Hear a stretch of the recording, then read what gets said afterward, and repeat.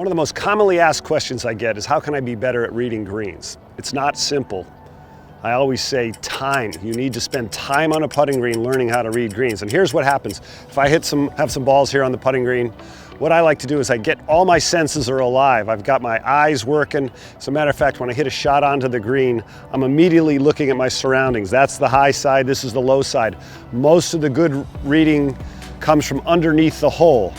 That way, you can see what's coming towards you and feel it with your feet.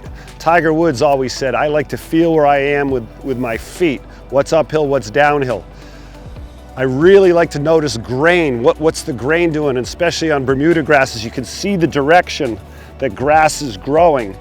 It's growing this way. That's going to help the ball to break more or be faster if you're going down the grain. I like to get in the middle between the ball and the hole and get a sense for the slope and the speed that I'm going to need. Is it uphill or is it downhill? So I've got all my senses alive here. I trust the read mostly from behind the golf ball. I know this ball is going to break slightly right to left. I've been a big proponent of using a line to putt with on the golf ball. So once I've made my read, I'm going to put this line down and I'm going to be very precise and exact where I want this line to be. I know this putt's going to break slightly right to left. For a demonstration, I'll put my start line out here.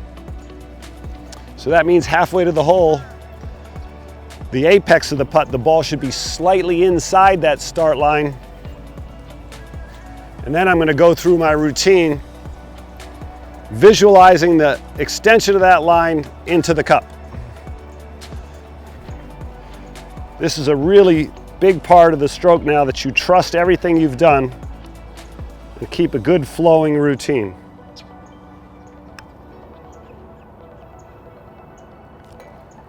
Of course, we're not playing billiards, and I misread it. It didn't break as much to the left as I liked, but it started on my start line.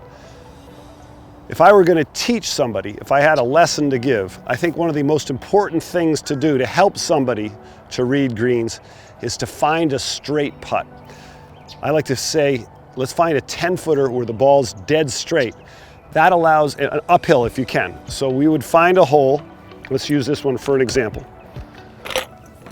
And find a place underneath the hole, so this is back up the hill, and challenge yourself to find a straight putt and hit your putt and see how you do.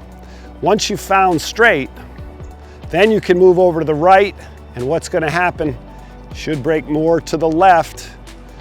If you move to the left towards 7 o'clock, it should move more towards the right. Practice reading from 10 feet straight up the hill, and you'll get better at all your putts and all your reads. But now I know I can read a straight green. So anytime you get on a practice putting green or in a practice round out on a course, look for straight. If you can find straight, it'll be easier to read the greens.